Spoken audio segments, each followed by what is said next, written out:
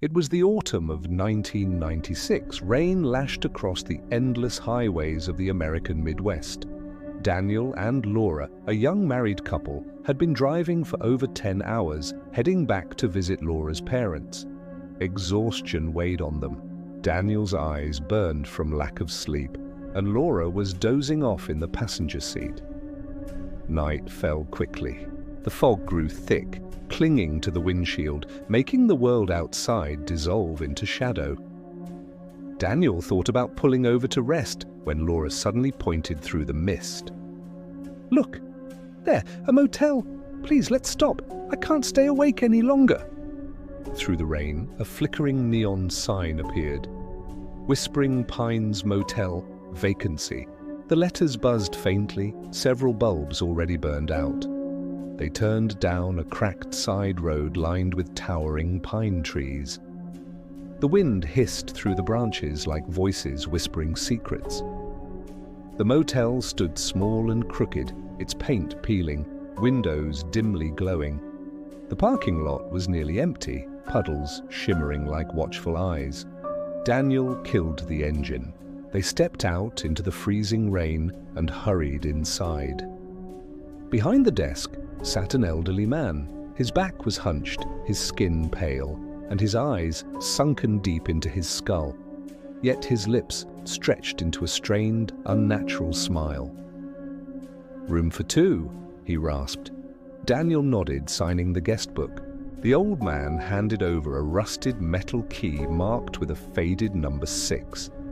His voice cracked like dry wood as he muttered, "Don't open the window at night, and if you hear someone calling your name from outside, never answer." Daniel chuckled nervously, assuming it was just a local scare tactic. But Laura felt the weight of his stare, lingering too long, as if warning her. Their room smelled of mildew and damp wood, the wallpaper peeled, the bedspread was threadbare. Outside, the wind moaned through the forest. At times, it almost sounded like words. Laura woke around midnight. The whisper was clear this time. A voice, hushed but insistent, pressed against the window. "Laura, let me in!" Her heart pounded. She shook Daniel awake, but he brushed her off, muttering that she was dreaming.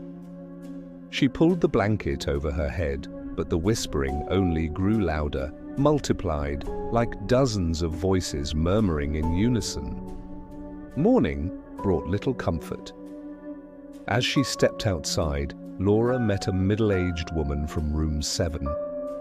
Her eyes were hollow, her hands trembling around a cigarette. She leaned closer, voice breaking.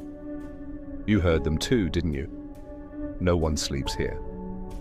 Last night, I watched my husband get up, open the window, and walk out. He never came back." The woman pressed an old newspaper into Laura's hand before retreating to her room. The headline read, "Man Vanishes Near Whispering Pines Motel." The grainy photo showed the same man the woman described. That afternoon, while Daniel went to refuel, Laura slipped into the manager's office. The door was unlocked. Inside, dust coated every surface. She opened a filing cabinet and froze. Dozens of photos, police reports, newspaper clippings, everyone about disappearances near the motel. They stretched back decades as far as the 1960s.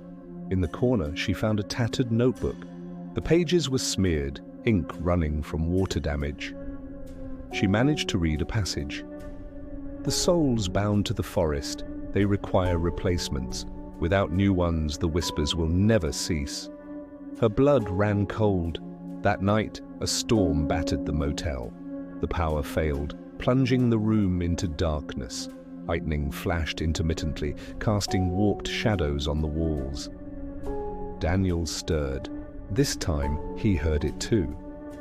A voice outside the window, soft, familiar. His mother's voice. "Daniel, it's me. Open the window, sweetheart." His eyes glistened. Laura clutched his arm, screaming, "Don't! That's not her!" But he moved as if hypnotized. The latch snapped open. A freezing wind burst inside, reeking of damp earth and resin. In a flash of lightning, Laura saw them. Dozens of pale faces outside, hollow-eyed, lips moving in unison. Daniel was wrenched from her grasp and dragged into the night. His scream was swallowed by the storm. Laura fled downstairs. The front desk was empty. Only the old brass bell sat there, trembling. A new note lay on the counter, ink fresh. "Don't worry, he will be safe in the forest. Now it's your turn to stay."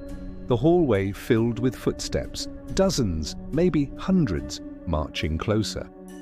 The whispers rose, chanting her name, filling every crack of the building. "Laura, Laura, Laura." Every door she tried was locked. Every hallway led back to room 6. The door creaked open. Darkness yawned inside, swallowing her screams. The next morning, the storm had passed. Sunlight filtered through the pines. A family of 3 pulled into the lot smiling, ready to rest after a long drive. The old manager greeted them, smiling that strained smile. He handed over the key to room 6 and gave his warning once more. "Don't open the window at night. And if you hear someone calling your name, never answer." As the family unpacked, the wind whispered through the trees. This time, faint but desperate, a woman's voice could be heard, almost drowned by the rustling pines. "Help me! Please, take me away from here!"